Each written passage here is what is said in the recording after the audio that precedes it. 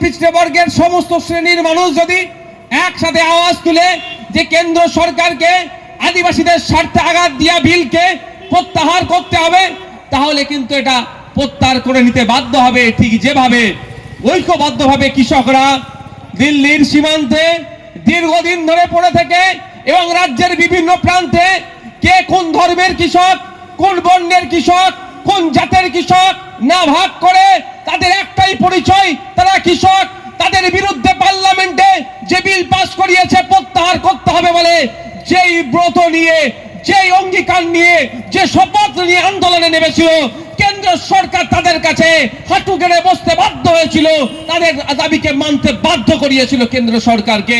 সমাজের মধ্যে বিশৃঙ্খলা করার চেষ্টা করছে, যেটা বিজেপি লাভবান হবে।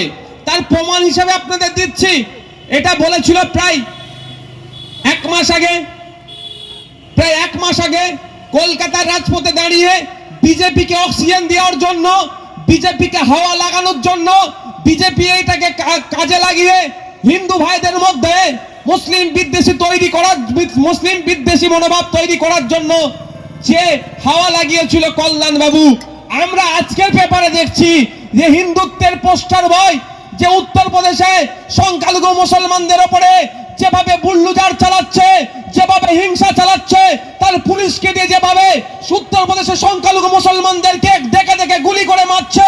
এই কদিন আগে সাম্বাল মসজিদের সার্ভেকে কেন্দ্র করে 5টা মুসলিম যুবককে গুলি করে মারল যে পুলিশ, সেই এবং যার পুলিশ উত্তরপ্রদেশের যোগী সরকারের পুলিশ, সেই যোগী সরকারকে, যোগীজিকে আমাদের শ্রীরামপুরের বিধায়ক এমপি গিয়ে ফুলের বুকে দিচ্ছে।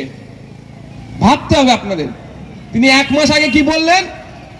এমন কথা বললেন যাতে পশ্চিমবাংলায় হিন্দু মুসলমানের মধ্যে দূরত্ব বেড়ে যায়। বলার পরে আজকে দেখলাম তার একটা ছবি ভাইরাল হচ্ছে, যোগী আদিত্যনাথজিকে কিছু একটা গিফট দিচ্ছে গিয়ে। মানে ভাবতে পেরেছেন? এদেরকে বুঝতে হবে। পাড়াতে বলছে তৃণমূলী ভাইদেরকে দিয়ে যে তৃণমূল নাকি ওয়াকাফের সব থেকে বেশি বিরোধিতা করছে। তৃণমূলকে তো সব থেকে বেশি বিরোধিতা করতেই হবে, কারণ পার্লামেন্টে 29টি এমপি আছে। তৃণমূলকে সব থেকে বেশি বিরোধিতা করতে হবে। তৃণমূল পরিচালিত একটা রাজ্য সরকার চলছে, স্বাভাবিকভাবে বেশি বিরোধিতা করতে হবে। কিন্তু তৃণমূলী ভাইদেরকে বলবো, একটু চোখ কান খুলে দেখুন তো, সত্যি বিরোধিতা করছে না বিজেপির পালে হাওয়া লাগাচ্ছে। কেন বিজেপির পালে হাওয়া লাগাবার কথা বললাম? ওই ধরনের অবাঞ্ছিত মন্তব্য করলো, তৃণমূলের কোন নেতার থেকে প্রতিবাদ দেখতে পেলাম না।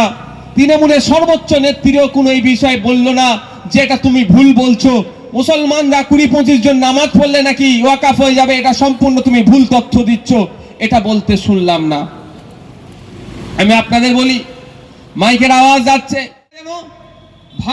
ভাগে ভাগে হতে পারে। এবার দেখুন 2023 সালের এই যে বন সংরক্ষণ অধিনিয়ম যেটা পাস করিয়েছে, আদিবাসীরা যদি চিৎকার করে, শুধুমাত্র যদি আদিবাসীরা চিৎকার করে, তাহলে হয়তো এটা প্রত্যাহার করবে না। এইটার সাথে যদি সংখ্যালঘু মুসলমান, হিন্দু পিছড়ে বর্গের সমস্ত শ্রেণীর মানুষ যদি একসাথে আওয়াজ তুলে যে কেন্দ্র সরকারকে আদিবাসীদের স্বার্থে আঘাত দিয়া বিলকে প্রত্যাহার করতে হবে, তাহলে কিন্তু এটা প্রত্যাহার করে নিতে বাধ্য হবে। ঠিক যেভাবে ঐক্যবদ্ধভাবে কৃষকরা দিল্লির সীমান্তে দীর্ঘদিন ধরে পড়ে থেকে এবং রাজ্যের বিভিন্ন প্রান্তে কে কোন ধর্মের কৃষক, কোন বর্ণের কৃষক, কোন জাতের কৃষক না ভাগ করে তাদের একটাই পরিচয়, তারা কৃষক। তাদের বিরুদ্ধে পার্লামেন্টে যে বিল পাস করিয়েছে প্রত্যাহার করতে হবে বলে যেই ব্রত নিয়ে, যেই অঙ্গীকার নিয়ে, যে শপথ নিয়ে আন্দোলনে নেমেছিল, কেন্দ্র সরকার তাদের কাছে হাঁটু গেড়ে বসতে বাধ্য হয়েছিল, তাদের দাবিকে মানতে বাধ্য করিয়েছিল কেন্দ্র সরকারকে এই কৃষকরা। কারণ তারা ধর্মের ভাগে ভাগ হয়নি, তারা বর্ণগতভাবে ভাগ হয়নি, সেই সময় তারা জাতিগতভাবে ভাগ হয়নি, তাদের পরিচয়টাই ছিল তারা কৃষক। হিন্দু হলেও কৃষক, দলিত হলেও কৃষক, আদিবাসী হলেও কৃষক, পিছড়ে বর্গের মুসলিম হলেও কৃষক। যে কোনো মানুষই যারা কৃষক হিসাবে ছিল তারাই আন্দোলনে যুক্ত হয়েছিল। তাই আপনাদের বলবো, এই ওয়াকাফ বিল যেটা আছে বা আপনি বন সংরক্ষণ